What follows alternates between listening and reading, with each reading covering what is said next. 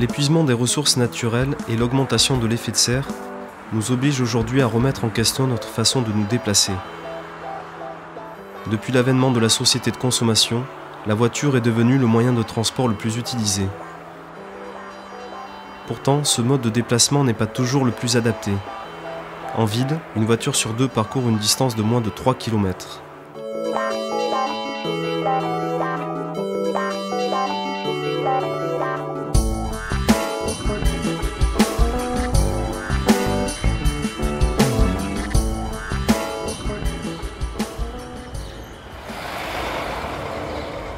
L'école est située sur une avenue quand même très passante, avec de nombreuses voitures et de bus aussi.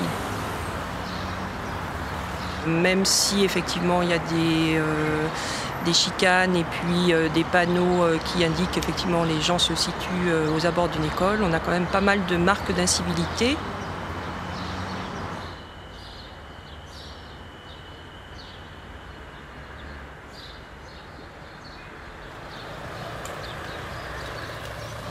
Avec des voitures qui roulent vite. Les parents sont pressés le matin, viennent les récupérer, sont également pressés. Donc on fait monter très vite les enfants. Moi je vois aussi des enfants qui sont assis devant, sans ceinture de sécurité. Donc voilà, c'est tout un travail effectivement, je pense, de longue haleine et de sensibilisation.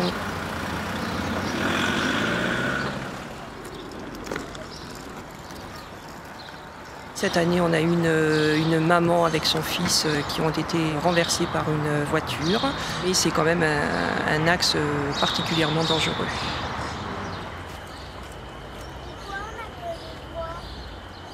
Aujourd'hui, le fait d'avoir recours à la voiture de façon systématique va conditionner nos enfants à faire la même chose lorsqu'ils seront grands. Donc nous, on veut travailler justement sur ce conditionnement et leur apporter d'autres solutions.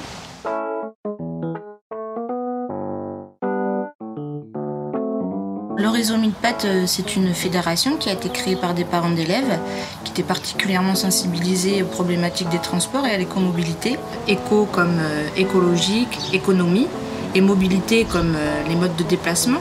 Et nous en particulier, nous travaillons sur les modes de déplacement scolaires, donc sur le trajet domicile-école. La mission du réseau est en fait d'accompagner les parents d'élèves désireux de mettre en place des modes de déplacement doux de type pédibus, vélobus.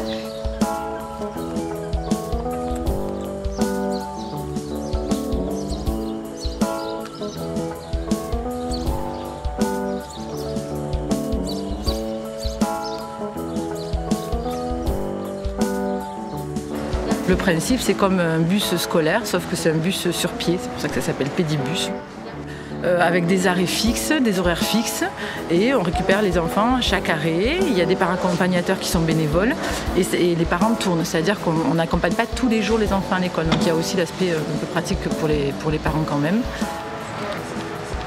Puis c'est la rencontre le matin avec les autres, en amont de l'arrivée à l'école, une discussion, déjà une première rencontre, même pour moi, même si je n'accompagne pas, une première rencontre des parents. Donc un lien social qui se crée et qui est important.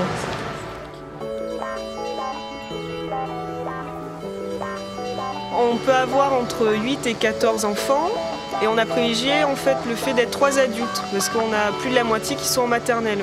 Donc au moment des inscriptions, on explique bien que donc nous on fonctionne que le matin, il y a 4 jours à couvrir. On a calculé le nombre de familles qui se portaient volontaires pour être accompagnateurs. On savait que nous, il nous en fallait 3 par jour.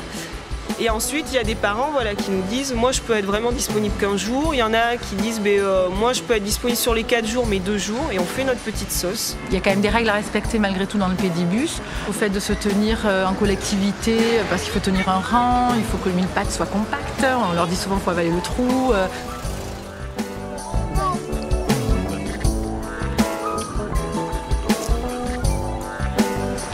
Une fois que ma fille est prise en charge dans le pédibus, finalement, ça me permet d'arriver 20 minutes plus tôt à mon travail.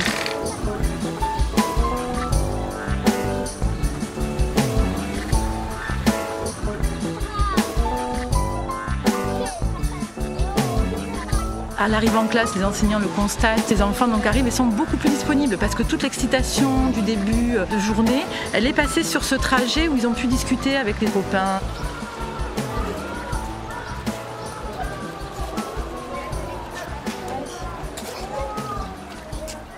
Allez, va, pris là.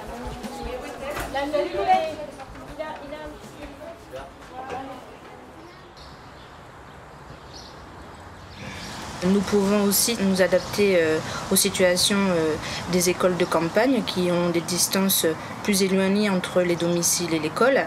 Donc là, sur ce type de collectivité, les modes de transport en commun sont moins desservis, mais par contre, on peut réfléchir sur l'écovoiturage ou d'autres modes de déplacement. Et en fait, on a pas mal de parents qui souhaitaient mettre en place un covoiturage parce qu'ils auraient voulu inscrire leur enfant au pédibus, mais on s'est rendu compte que c'était pas faisable en termes d'accessibilité de la voirie. Et du coup, on a pensé au covoiturage.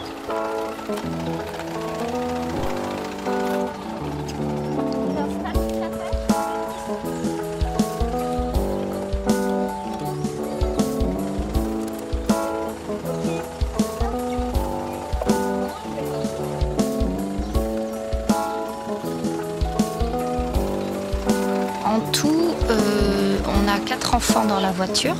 Donc moi j'en ai 2 et on a 2 autres familles. Donc on est à 3 familles pour une voiture.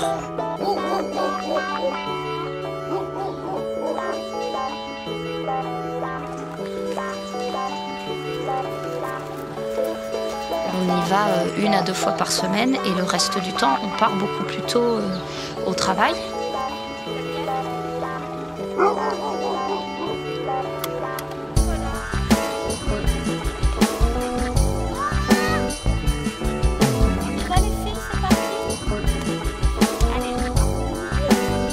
Et les enfants sont ravis de partir à l'école tous ensemble, d'arriver tous ensemble.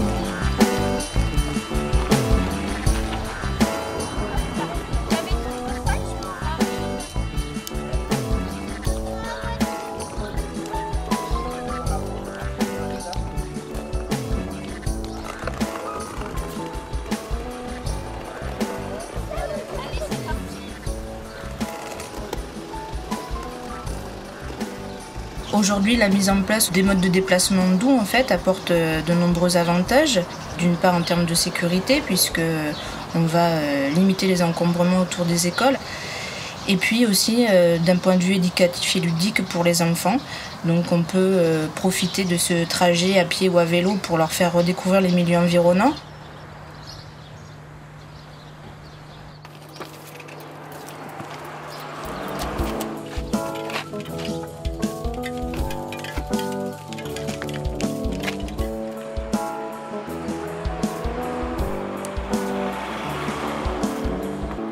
On était quelques parents qui avaient vraiment envie que les déplacements se fassent en vélo plutôt qu'en voiture.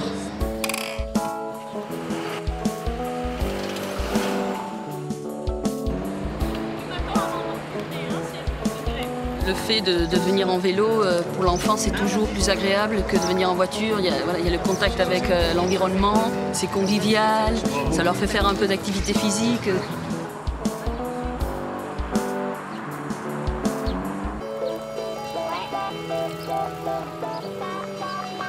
On passe pas sur des pistes cyclables. On a choisi en fait de faire les circuits avec la police municipale, ce qui permet de sécuriser les trajets. Donc ils nous ont dit où il fallait passer en priorité avec les enfants. Oui.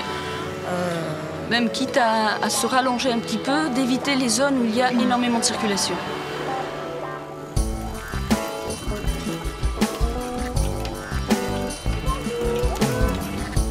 Quand l'enfant est nouveau dans le groupe, on lui explique les consignes de comportement dans le convoi du vélobus, disons.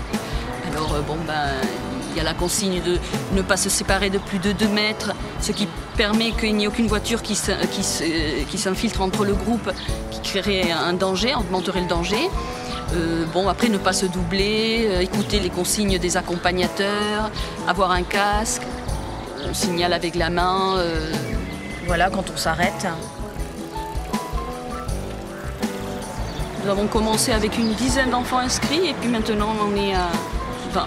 Sachant que nous avons 3 lignes de vélobus.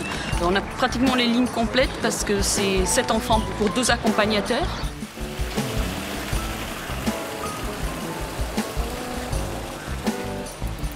Chaque ligne a un pilote de ligne qui est le responsable d'assurer qu'il va y avoir toujours 2 accompagnateurs et si une personne qui s'absente un jour, trouver un remplaçant.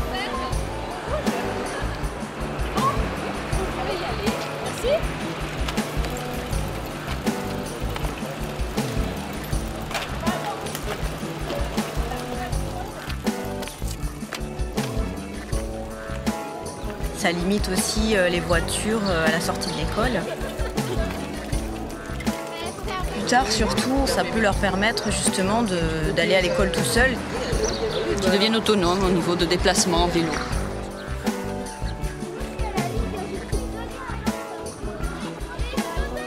Proposer aux enfants des alternatives de déplacement, c'est leur permettre une autonomie plus sereine et une liberté de choix. L'écomobilité est une réflexion sur les déplacements moins polluants, moins dangereux et à moindre impact sur l'effet de serre. Selon la nature du trajet, ne pas prendre sa voiture systématiquement peut permettre une régulation du trafic routier et des économies réelles sur la consommation de carburant. C'est vrai qu'on n'a plus de voiture depuis à peu près 6 mois. 2 filles de 1 et 3 ans, donc au début on se demandait un peu comment on allait faire. Alors ce matin, je les ai déposés à la crèche en remorque, une remorque que j'attache derrière le vélo. Ensuite je suis allé au travail avec ce même vélo. Et puis là j'ai besoin d'une voiture pour aller en rendez-vous, donc je suis arrivé en V-Cube et là je me rends à la station d'autopartage Autocool qui est place Jean Jaurès.